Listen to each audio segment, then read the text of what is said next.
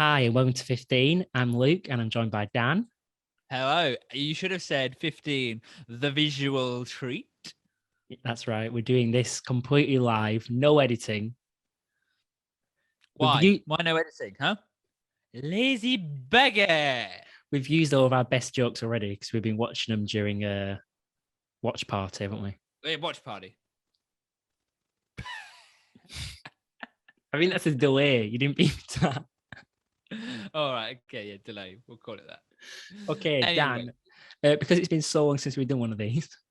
Not that the listener knows, because no one's ever come out. So this has actually been a week. I take it back. Yeah. No, yo. What are you talking about? Last film we watched was Charlie Chicago 7. Let's get just to in time for the Oscars. Okay, should we just start with that? I'm going to do the treat at the end. Okay. The treat at the end. He's got a surprise for me. I've got a big surprise for Dan. But let's first do Trial Sugar 7, which we watched last week. 85 films since May the 19th last year. Is that good or bad? I don't know. Better than me. And what about my films? So Trial Chicago 7.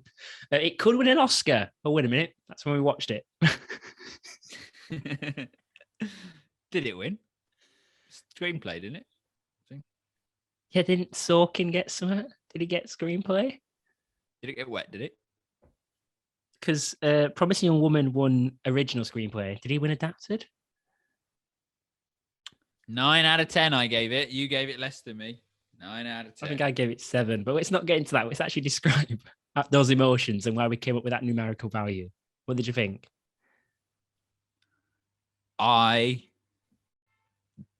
Words that I've put, the film made me feel really emotional at the end.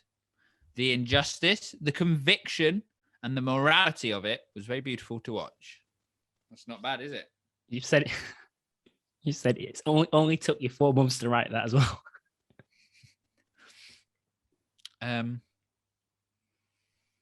Yeah, it was good. Dead air. Yeah, but there's so much visual going on now. Dan, I'm not going to lie, I'm really struggling to remember the film. Trial, Chicago 7, Don't Want to Fight in the War. Oh, Eddie Redmayne was in it, wasn't he? Eddie Redmayne was in it. Yeah. Stand out for me, I put were Mark Rylance, Sacha Baron Cohen, and Frank Langella. Do you remember who played the really horrible judge? He was fantastic. He was. He was very really good. Was. You say he really judged. He judged that well. Oh. But was in my court. Yeah. Jury's out on whether he'll get an award. Stop gabbling on. It's criminal. I hold you in contempt. Oh. Absolutely boiling. I'm so warm. It is a very hot day in the world. Very hot day. Let's not deviate. Let's stick on the film. Right. Jeremy Strong's in it. No. Oh, wait a minute. Have we reviewed this film before? We've had this discussion before. Oh, damn. Jeremy Strong is not in it. Yeah. The other guy that Mark I like Rylance. from Succession. Oh. No, he's called Jeremy Strong. No, it is Jeremy Strong. Mark Strong is the bold one. Oh, He was in the Jag advert. Listeners and watchers now will be pleased to know we're as on brand as ever. It was a good film. Luke didn't like it as much. I bought into it. Luke's a bit more cynical. That's the upshot of it, isn't it? I allow myself to be swept away in the emotion. I don't know what he was. You like to maintain a what's the word? Discerning eye, but a cynical eye, and it ruins your life. The screen behind you. It's a panto. The screenplay was very quick and sharp. And the ensemble cast was very strong. I'm trying to think what was it that I didn't love about it? What am I struggling with? Eddie Redmayne. Okay, so explaining the podcast, we review the first 15 minutes of 3 films and then sort of base our entire I think these are called vlogcasts. They're called videocasts. Right. Really do an edit right now. So let's start with the. You're going to send this out. This is why. Oh, wait a minute. Do we have a sponsor? Do we have a sponsor yet? Yes. Oh, I thought we did.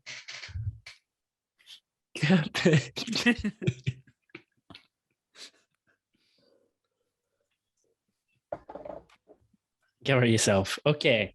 So, the first film up this week is The Tomorrow War. Dan, tell us about it. Tune headphones. They want to send me some more. They're really good. The Tomorrow War, Dan. Tell me about it. I'll tell you tomorrow. There you go, people. There you go. Right, Tomorrow War. Let me tell you. Totally uninterested. No, you're meant to have the synopsis. Oh, yeah. Sorry, do you think I care so much about your opinion that I'm giving it like the dry ice treatment? It was like doves, and here it comes. Dry ice and doves. What have you been watching? That was completely from EA Sports Fight Night Round 3. Challenge everything. I used to play that excessively on PlayStation 2. Excessively? Sorry, screaming me head off. Talk amongst yourselves. It's falling apart. Right. Okay. I'll just set the scene. It's I'm trying to find it. I've got it. I've got it. It's a time travel. The time travelers arrive from 20. I've got it. Just chill the fuck out. Time travelers arrive from 2051 to deliver an urgent message. 30. Open the fucking thing. Oh, bastard. 30 years. Ken Bruce makes it look so easy, doesn't he? He does. Basically, people come to the future, come and tell them there's a war in the future, and Chris Pratt plays a Pratt who gets drafted in because they're losing the war, so soldiers from now and civilians from now get drafted to go and fight in the future. So, what I thought about this film was, I actually quite like the conceit of it. Okay. I don't think it was that bad. The idea that it's a future and the people of the present are sort of disenfranchised and disillusioned with like carrying on. What's the point? And then Chris Pratt's job's a teacher, so that's accentuated by already having students that aren't particularly motivated. Didn't mind that, and the whole time traveling thing. It just didn't have any edge. Do you know what I mean? Felt a bit diluted. I think the audience know my thoughts because I said them immediately. Waste of time, uninvested. I tell you what it felt like. It felt like a really bad Christmas movie at the start. Yeah. It was a slow start, wasn't it? He's basically on the phone trying to get for a job. Well, this is like stupid flash forward, I guess it would be, where he's in a swimming pool.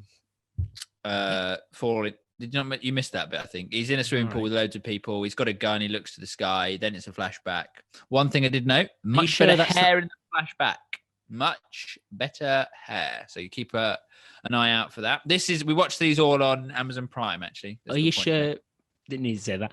Are you sure that he's in a swimming pool? We normally do Netflix. Yes. He climbed out of the sea.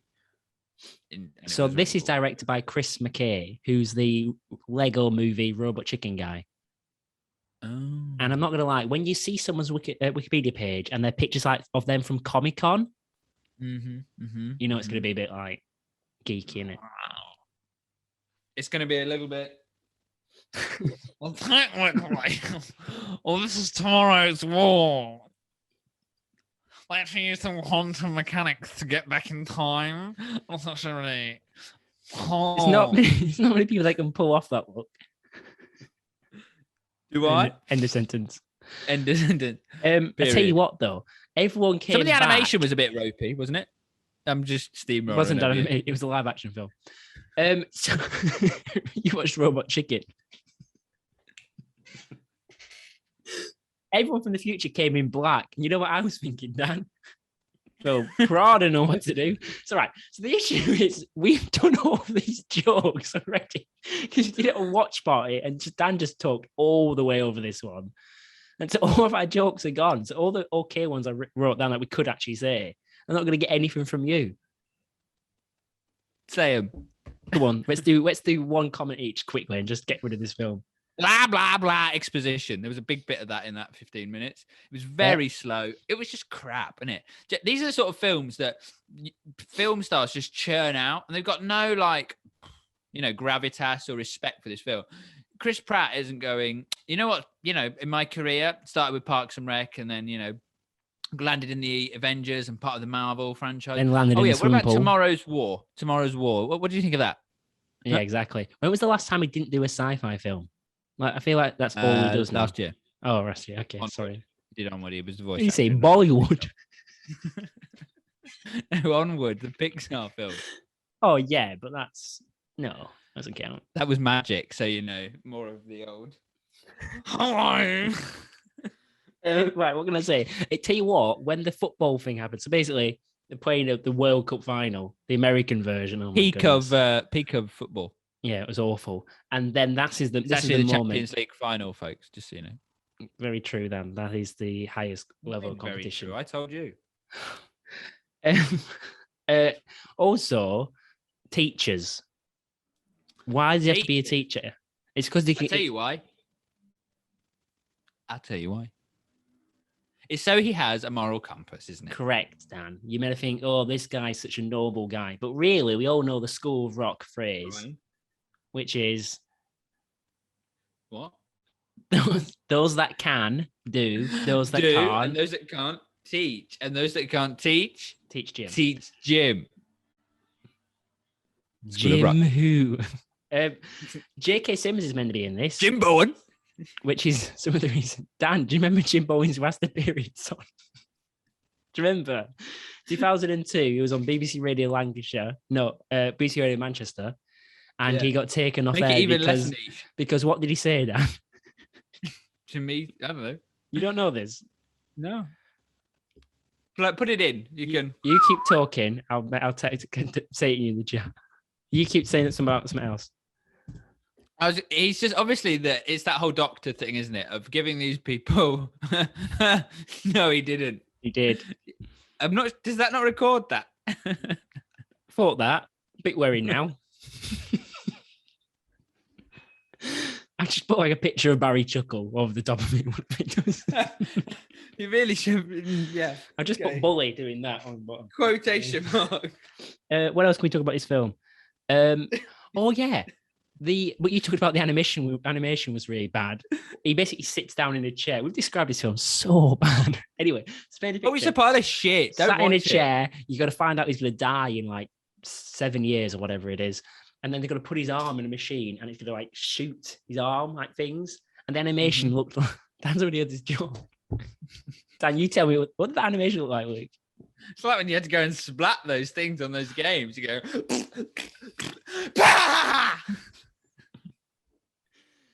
Physical this sort of comedy. film, right? This sort of film, you actually touched on it. You said it was a 12A, and then it listed a series of stuff of violence, foul language, all this. It's never foul language. What were they saying? Turkey, turkey, gobble, gobble. But it's never going to be anything more than 12A or whatever it is. So it's just going to be sterile crap, and it's designed for 12-year-olds who like that sort of shit. I think that's a BBC 4 documentary. Presented by who? I'm just remembering last time we did that joke. The foul you did it. You saying that up?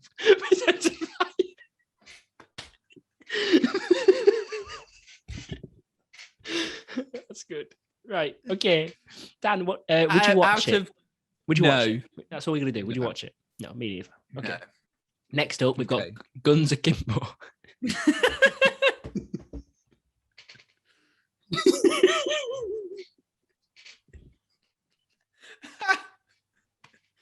you think some of the quality's gone?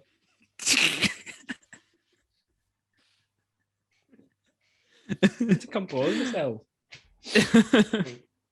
Right. I actually think the concept was quite good of this film. So, yeah, let me just get it up. Let me get it up. How about you also get up the synopsis? Yeah, very good. Yeah. A nerdy... Oh, why would it... Oh, maybe it's that way. There you go. A nerdy video game developer, Daniel Radcliffe, becomes the next contestant in an illegal live-streamed death match in this hilariously dark, viciously violent, and chillingly present sci-fi thriller. Does it mean topical? That is not the right word. Okay, so... Prescient. So when you look at it, it sort of feels sort of graphic novel-y. It feels Very. as though it's like directed by Edgar Wright's grungy brother. Do you know what I mean? Mm-hmm. Especially that Nerf bullet thing. Nerdy brother. It's got like the super close in, super loud, accentuated sound effects. They love doing that. Now, I tell you what, when I looked at the director, Dan, who's apparently he's a Kiwi. Don't rubbish joke. Impressive. And he hasn't got a Wikipedia. He hasn't got a Wikipedia with a spoon. He hasn't got a Wikipedia. You know, some people just eat them like apples. Yeah, isn't that mental? Vile. They're freaks. They are freaks. If you're watching or listening, you're a sociopath. He doesn't have a Wikipedia page. Luke lives at 29 London Foot. Shut up. Right, I have to edit now. That's going to be bleeped out now. What? You live at 29 London Foot, do you? Bleeped out again. Can we just move on? Right. Where was I going with this? It doesn't have a Wikipedia page. So that means he literally just wrote it. He's an auteur, wrote it and directed it. And so he's like, hope for you, Dan, for your screenplay, your erotic novel screenplay that you've got. Ah, yes. Yes, and. Remember what it's called? You remind me, you wrote it. Yep. Baba et le ballon. Was it up on the ceiling? Is that where the poster is? Yeah, it is. Also, the first thing I thought of when I usually just jot ideas down, I thought of, like Lincoln Park, like Avril Lavigne, yeah? Actually realised what I wrote down was LinkedIn Park. Is that a place where business hotshots go and chat? Go on, yes and. Yeah. And they're like, hey, what do you do? You want to play Frisbee? So obviously this thing is obsessed with trying to be relatable with the viewer, isn't it? It's like... basically there's this illegal fight and baddens, wrong uns in society, are forced to fight, and then there's like betting, I guess, and just the whole kind of rigmarole around it. And this guy, he's a bit of a sad sack, played by Daniel Radcliffe, but he gets his kicks. Well, I think he's an anti-troll, so he like gets his kicks off not trolling people. I tell you what, no one does anemic better than Daniel Radcliffe. Do you know what I mean? Doesn't he look sickly in this? Shrunken eyes. It was sunken. Yeah, it were. Okay. I had Tourette's. And with no spoilers in the first 15 minutes, Daniel Radcliffe becomes Guns Akimbo when he trolls the wrong person or anti-trolls the wrong person, and they come and bolt guns hardwired onto his hands, sort of vibe. Screws. So he can't get rid of them, and he has to fight, and then then it will go from there, I guess. It was like sort of Black Mirror, but without like steam. Yeah, in like class. Like Black Mirror meets Edgar Wright. That is exactly what it was like. Meets like a graphic novel. Do you know what I mean? Like what's a famous graphic novel? Lock and Key. That's like a popular one, isn't it? Meant to be good, that. Scott Pilgrim versus the World. And if you want to hear more about that film, go listen to season 1, episode 6, 5, 6, I think. You would know. You listen to it. But yeah, no, going back to the obsessive references, talking about unlocking an Xbox achievement, just run out my warranty. I turned out to be a nobody. So the viewers going to think, that's like me. I just sit in my room doing a podcast. How many beers do we drink though, Luke? None. Oh yeah, he drank 5. Luke has no Luke doesn't drink, so he has no concept of people recreationally drinking. No, I just don't drink much anymore. Get me back on that wagon. Help. Any other comments on this film? Yeah, a couple. I actually think it surely has to be poking fun at it, do you think? It's not like paying homage to it. It surely is poking fun at these sort of people. Oh, I don't know. I think it was trying to align with these sort of people. I But- tell you what, and did the you idea- notice? Did you notice his typing? Like he's meant to Yeah. be a coder, but they sped stuff up. But there's one point where they didn't speed it up, and he's just like that. He's like either like your grandma or like a spacker. Yeah. It's like You know what spackers love? Honking. don't even use a spoon. Grandma, I got the honking on my face. Who does that sound like? That sounds just like someone.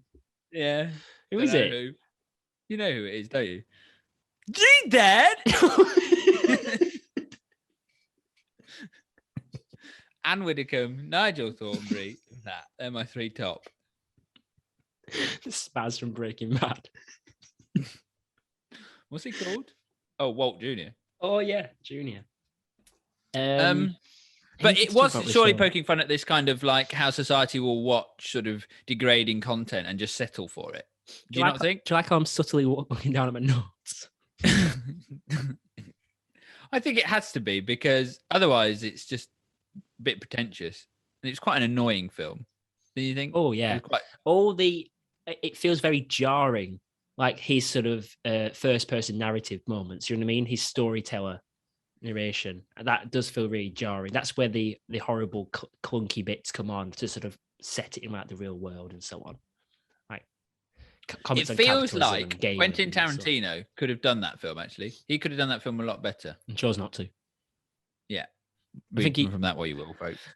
Actually, also takes it with a pinch of salt. That's the way we judge Half films. inch. If a better director doesn't Inches cider, our new sponsor.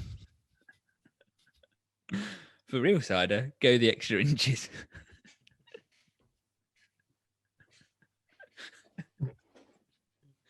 That is advertised everywhere. Have you tried it? No, Either. I won't walk the extra inches. You wouldn't Walt them. Walt Junior. He can't. Take him days. That's a sketch. Walt's Junior. Start with the title, work backwards as always. No, anyway, it takes with a pinch of salt. But where did you get inches cider from? I said Carthage. Carthage? Yeah. What? City of the Fenegans? Hannibal? Do you know how much that film cost? Let's Tenner. not play this game. I'm just telling you. Daniel Radcliffe always works pro bono. It cost that chair is very creaky. It cost 15 mil and it made £1 million at box office. Oh, dollars. But that's mean. Okay, Dan, it's feature time. Da-da-da-da-da. No feature time this week. Gents. And women. Anne. And those yet to decide. Next film is Hustlers. Final film. Oh, yes. Side boob alert. Wah, wah. Speaking of which, so me and Claudia went on a trip down. I was going to say memory lane, but it was just for her old place. Yeah. It's, No, you came up with it, remember? It was your idea. You really wanted to go and do it. It was my idea. I thought it'd get me brownie points. Anyway, so we went there and it was at this sort of nice village, quite nice, sort of typical rolling hills, Yorkshire village. Anyway. People there? Sheep. No, were there people there? Mm-hmm. You meet anyone? Anyway. Yeah. I thought Village people. We don't have the licensing for that. Don't worry, I and wasn't on. Went back to the car. Guess what? Not 3 types of animal, one type of animal. 3 animals were just at my car door. Three types of one animal. As is always said. Guess what animals? Squirrels. Correct. Peacocks. 3 Peacocks walking around this place. That's cool. What were they doing? Pun. Showing off. Dan, Hustlers, before we completely run out of steam. Peter Hustlers out. follows a crew of savvy former strip club employees who band together to turn the tables on their Wall Street clients. This film is inspired by the article published by New York Magazine entitled "The Hustlers at Scores," New York Magazine, like not the Yeah. New Yorker, not the New York Times. New York Magazine. Who cares about that? Why is that on the synopsis? Who reads a magazine? What do you think about this? So I thought this was all right, actually. It had a bit of depth to it. Do you know what I mean? A sense of place. It had elements of good filmmaking. Roller coaster for me. 15 minutes. Started. Yeah. That really annoying shot, that like follow. I shot. liked the tracking shot. I'm a sucker for a tracking shot. I'd like a 2-3 minute tracking shot. I love that. Yeah, but that just felt like, oh, we've seen that before. You know, oh yeah, they're in the back of a nightclub. Oh, they're walking out. Like, what are you doing? And then when she become kind of disillusioned with it all, I was like, oh, actually, okay, it's becoming more sensitive. I do agree with you there, and it's gaining a little bit of kind of pathos or something like that. And then it changed again to that whole kind of bit with J-Lo and like, come on to my furs, sugar. And then I'm going to teach you. And then who was it? Cardi B turns up. Sounds like James Brown was in the film. But Stevie Wonder gets a mention. Yeah, he gets a few mentions. Well, too many mentions. Too many mentions. Too many mentions. We need some more blinds in here. What? Better than what you could have said. The editor there was ready. Almost thought you were going to say that as well. And then they went into that thing of where she's got all her bangles and she's being interviewed on tape, and I was like, oh. So she had bangles on. You know, the definition of wealth, how many bangles you got. Mm-hmm.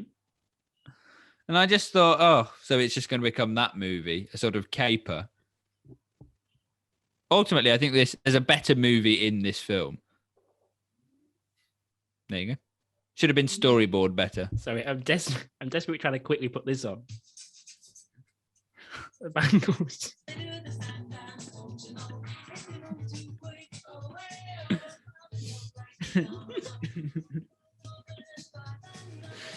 We don't have the licensing for Walk Like an Egyptian, so we shouldn't play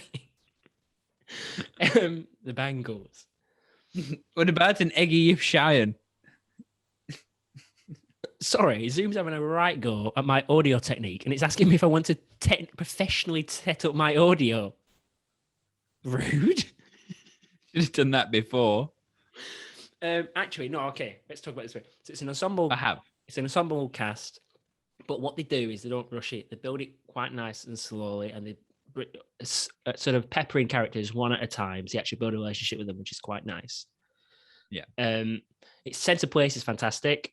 I really like the way it captures that sort of. You love strip clubs, don't you? Oh, I love them. That seedy debauchery of the strip club, and it's not trying to make it sexy, and it's actually showing some frailty here, but not in a condescending way. Do you know what I mean? Of the central characters. Yeah, I agree. Particularly the main central character. And who was she? She was. What, her ethnicity?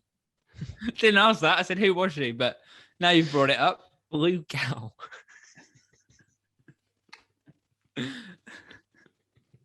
Not enough blue cow in the world, is there? What happened to her? We're trying to bring it back. We really are. Blue cow. What it really do? We've seen who had lip filler before it was cool. We've seen so many films in the last couple of years do the whole gender reversal.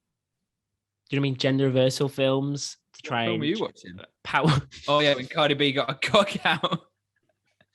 But the point of those films is to empower women, right?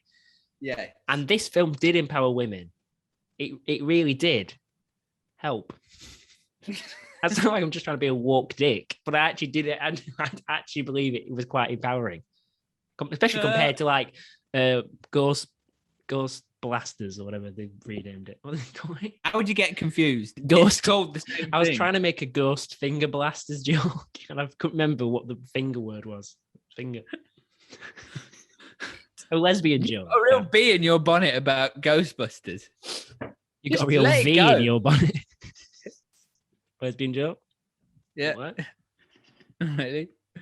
You cut that one up with scissors. So hot in here.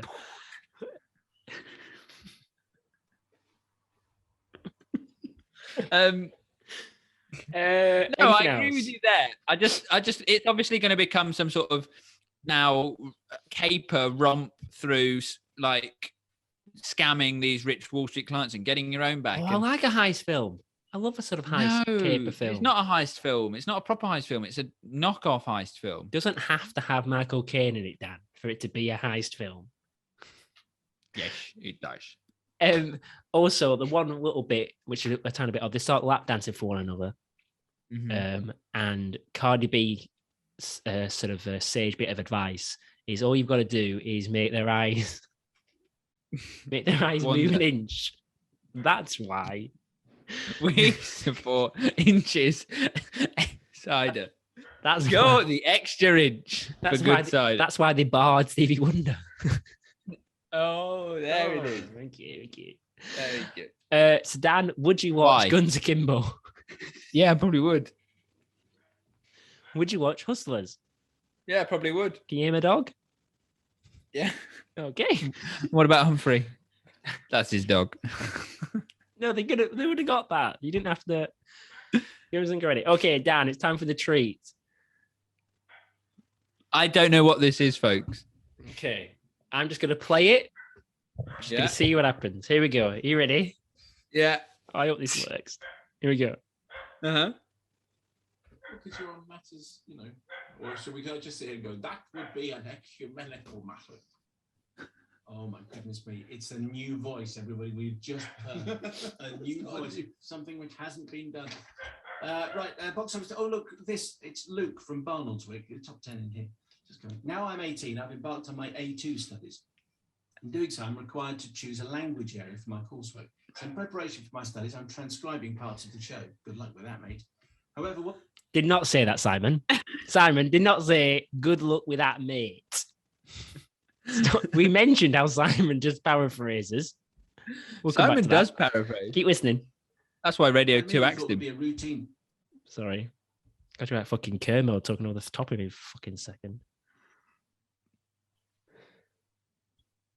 Just sit here and go, that would be oh my goodness me, it's a new voice, everybody. We've just heard a new voice, something which hasn't been done. Can you hear that? That's really, that's loud. Can I turn it down? I can't really hear it, so don't turn it down. Box office. Oh, look, it's Luke from Barnoldswick, the top 10. He almost skipped. You see, he was about to go. He got handed a piece of note from his He got handed a piece of paper from his. Was it a note? Sent it in on a. I Perfect. used to always think the phrase, it said answers on a postcard. In my head, I used to think answers on a stamp. That's very small. Yeah. Now I'm 18, I've embarked on my A2 studies. Also, don't like the fact that I'm 18 because I'm born in September. Makes it seem like I'm redoing the year. Always thought, did Simon think I was a fickle? In doing so, I'm required to choose a language area for my coursework. So in preparation for my studies, I'm transcribing parts of the show. Good luck with that, mate. However, what I merely thought would be a routine task has turned out to be both taxing and time-consuming due to your deviation and sheer length of analysis. Don't I think I'm a knob? Goodness me, Ernest Hemingway. Yeah, just you. Which is probably your fault, Mark. It says... Did not say that, Simon. You got to start again. I'm going to tweet him. The ecumenical truth. That would be an ecumenical matter. He's doing Father Ted. Cool. Oh. He, at 14 minutes into the show, listening to you witter. Although I understand that these factors ensure that your show is the best of its kind, I'd appreciate if this week's program was more direct and concise. Okay, purely for my well-being. After that, you can go back to normal. Fine. I will see what we do. But I'm not sure if such a thing is possible. Not really. Box office top 10 monsters. So, I couple of talking points. Yep. I said talking points. So he cut me out. You know, in the edit, you're going to play that over the top. What, the dog? Dog is still fucking going. No. Just to say. The audio. Because the production value may well drop. That's it. He missed out my joke. Oh. I do a joke. And Simon always wants to be centre of attention. Missed it out. I say, then around 18-year-old me, just turned 18. Some would say late 17. Although I understand these factors ensure that your show is the best of its kind, he stops it there. Or whatever he did. I'd say I would very much appreciate it that if this week's show was more direct and concise, purely for the well-being of my hand. He did say that. No, he didn't. I've listened to that clip countless times. He did say it. He doesn't. He does. That would be an accurate. Why? Well, because you're on matters, or should we just sit here and go, that would be an ecumenical matter? Oh my goodness me, it's a new voice. Says he at 14 minutes into the show, listening to you witter. Although I understand that these factors ensure that your show is the best of its kind, I'd appreciate if this week's program was more direct and concise. Okay, purely for my well-being. After that, purely for my well-being. Did not say that. Once again, I've been misquoted by Mr. Mayo. 18, Luke. 8 years ago. 5. Get to Akimbo. What do you reckon, Simon? Sorry, why did I say 5 years ago? 7. Showing my age. Got me in half. So what do you think of that, Dan? I think Closer to the mic. has dropped. Closer to the mic. No, I meant the fact that that was me on Simon Mayo.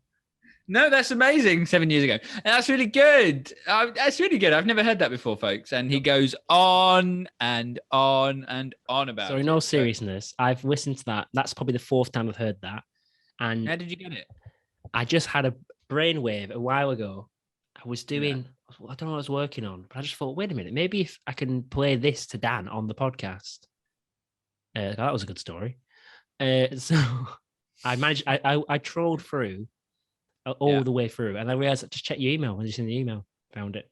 Easy. Very easy, in fact. Surprised I've not done it in 7 years. But anyway. Yeah.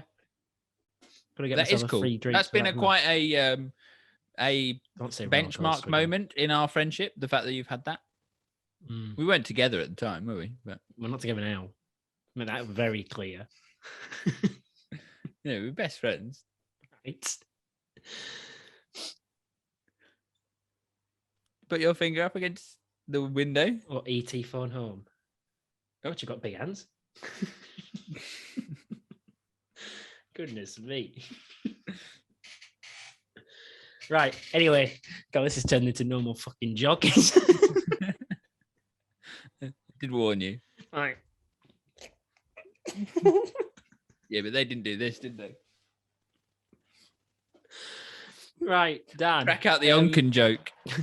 So that was this week's show. I don't think we'll be doing this again.